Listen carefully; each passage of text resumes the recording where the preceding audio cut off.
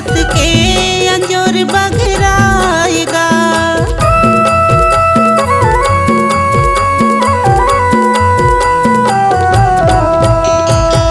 सती के रस ताला तय हम बता के सतनाम के अलख जगाएगा। मैंने खेला एक बता के सत के अंजोर बघराएगा। हे गुरु खासी गिरदवासी, हे गुरु खासी गिरदवासी, सबत जिन गानी तोला, दर्द दिखा दे बाबा मोला। सतनाम के रंग मांगा, बाबा रंग दे मोर चोला। सतनाम के रंग मांगा, बाबा रंग दे मोर चोला।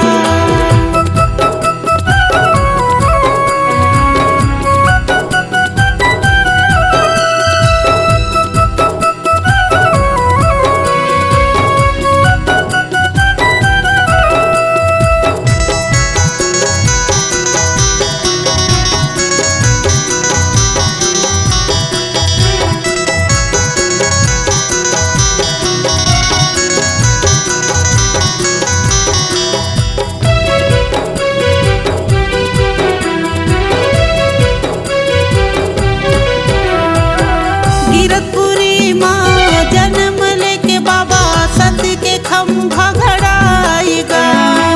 छत्तीसगढ़ के मन बढ़ा के दुनिया में नाम कमाएगा।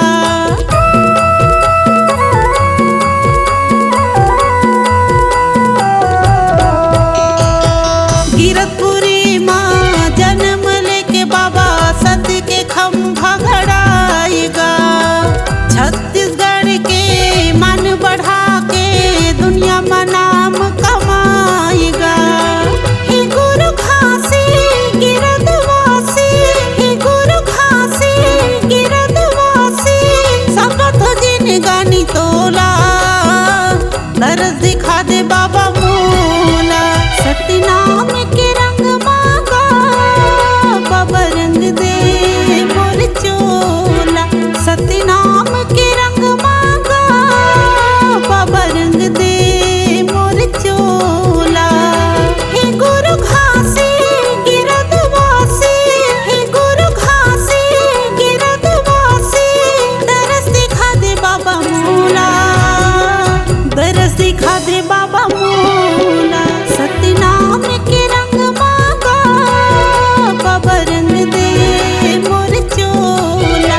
सतनाम के रंग मांगा, बाबा रंग दे मोर चोला। सतनाम